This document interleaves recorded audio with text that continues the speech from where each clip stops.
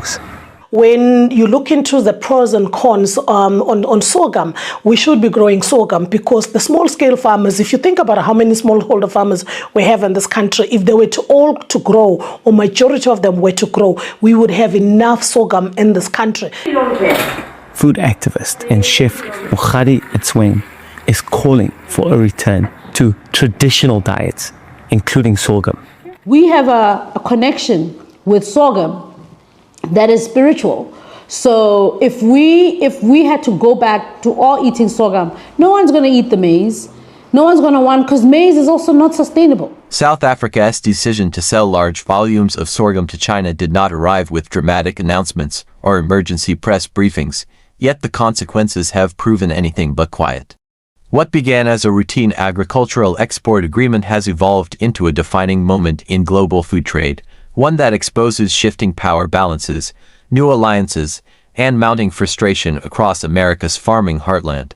Sorghum has long existed in the shadow of corn, wheat, and soybeans. For decades it was treated as a secondary crop, valued primarily for its resilience rather than its strategic importance.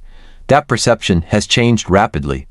As climate volatility intensifies, water scarcity grows, and geopolitical tensions disrupt traditional supply chains, sorghum has emerged as one of the most valuable grains in the world.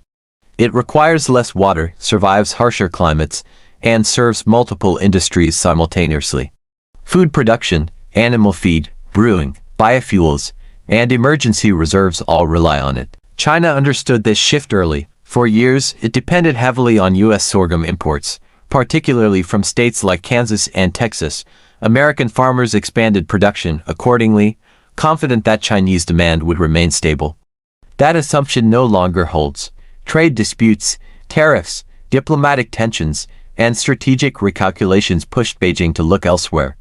Africa, once considered peripheral to global grain supply, moved into focus. South Africa stood out immediately. Its agricultural sector is among the most developed on the continent. It has modern logistics, export-ready ports, and a farming community experienced in large-scale production. More importantly, it has spent years investing in climate-resilient crops, with sorghum at the center of that strategy. When Chinese buyers began exploring alternatives to U.S. suppliers, South Africa was ready. Negotiations unfolded quietly but deliberately. Chinese delegations visited farming regions, inspected storage facilities, and assessed quality standards. South African producers responded by expanding acreage and modernizing operations. Yield improvements followed. Export capacity increased. By the time contracts were finalized, the supply chain was already in motion. When shipments began moving toward Chinese ports, the reaction in the United States was swift and emotional. For American farmers, sorghum exports to China had been a lifeline. Losing that market felt like a rug pulled out from under them. Grain elevators filled faster than expected. Prices softened. Futures markets reacted. Farming associations issued warnings. What angered many producers was not simply competition, but displacement. The perception was clear. China was no longer diversifying its suppliers. It was replacing the United States with Africa. In South Africa, the tone was markedly different. Officials framed the deal as a milestone in agricultural independence. Farmers spoke of stability and opportunity. For many rural communities, export growth meant jobs, income, and long-term planning security. Sorghum, once undervalued, had become a symbol of resilience and global relevance. China's motivations extended far beyond price. Food security has become a national priority. Climate disruptions, pandemic-era supply shocks, and geopolitical conflicts exposed vulnerabilities in over-reliance on a single supplier. By sourcing sorghum from South Africa, China reduced political risk, shortened supply chains, and strengthened ties with a region it views as central to its long-term economic strategy. This was not an isolated transaction. It fit into a broader realignment of global trade. Africa's role in feeding the world has expanded steadily over the past decade. Improved yields, better infrastructure, and targeted investment have transformed agricultural potential into export reality. Sorghum is only one example. For the United States, the implications are uncomfortable. American agriculture remains among the most productive in the world, but productivity alone no longer guarantees market dominance. Trade is increasingly shaped by diplomacy, perception, and strategic alignment. South Africa did not undercut prices or flood the market. It simply offered an alternative that aligned with China's evolving priorities. The frustration among U.S. farmers reflects deeper structural challenges. Decades of reliance on a small number of export destinations created vulnerability. When relationships shift, the consequences ripple through rural economies. Equipment dealers feel it. Transport companies feel it. Small towns feel it. The anger directed outward often masks anxiety about the future. In Washington, the development raised concerns about influence. Agricultural exports have long been a cornerstone of American soft power. They created interdependence and stabilized relationships even during political tensions. As that leverage weakens, policymakers face difficult questions about how to remain competitive in a multipolar world. South Africa's leadership emphasized that the deal was not anti-American, it was pro-growth. In a global market defined by uncertainty, securing long-term demand is essential. Sorghum production involves planning cycles that stretch years into the future. Farmers cannot afford to gamble on unstable markets. China offered scale, predictability, and continuity. The success of the agreement reinforced confidence across the African continent. Other producers watched closely. The message was unmistakable. African agriculture is no longer confined to subsistence or regional trade. It can compete globally, meet stringent quality requirements, and negotiate from a position of strength. China's strategy extended beyond imports. Partnerships included knowledge exchange, technology transfer, and infrastructure cooperation. Grain terminals were upgraded, storage facilities expanded, logistics corridors optimized.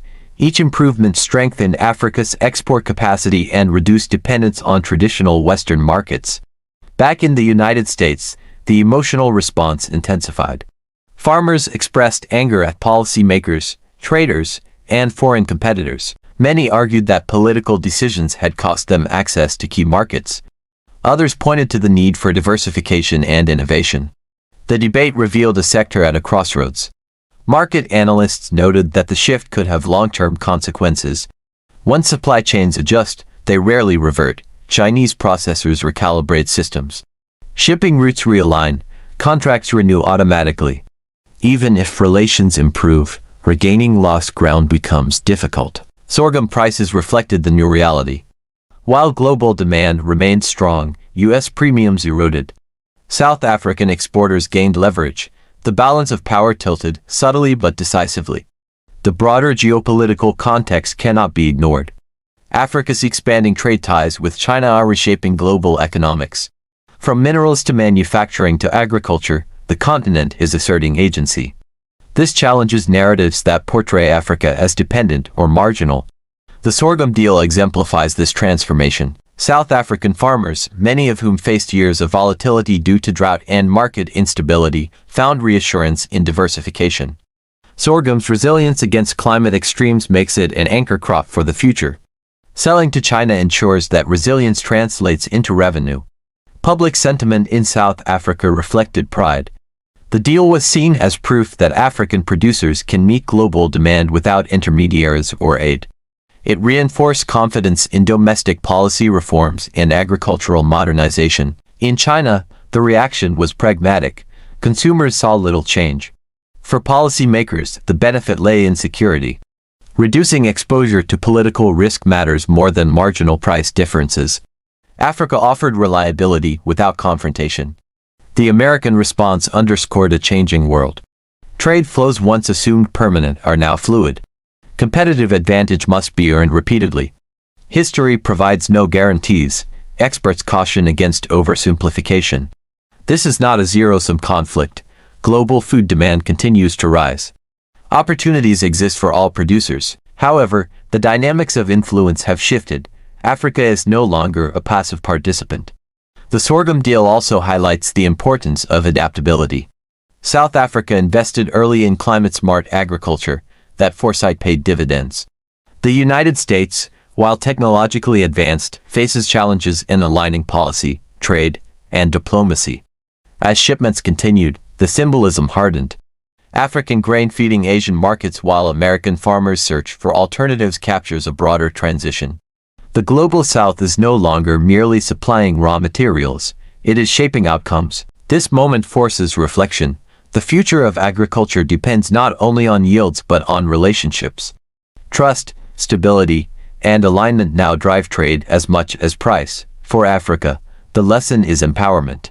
For China, diversification. For the United States, a warning. The world's food system is entering a new phase. Power is dispersing. Markets are recalibrating. Africa's role is expanding. South Africa's sorghum sale to China is not an anomaly. It is a signal. As global pressures intensify, more such shifts will follow. Those who adapt will thrive. Those who cling to past dominance will struggle. The anger of U.S. farmers reflects a painful truth. The world they once knew is changing. Africa is no longer waiting at the margins. It has stepped into the center of global trade, quietly, confidently, and decisively. And this time, it is not asking for permission. You've been watching Echoes of Africa, where every story carries the sound of tomorrow. If this moved you, subscribe now, like, and share so Africa's voice never fades into silence.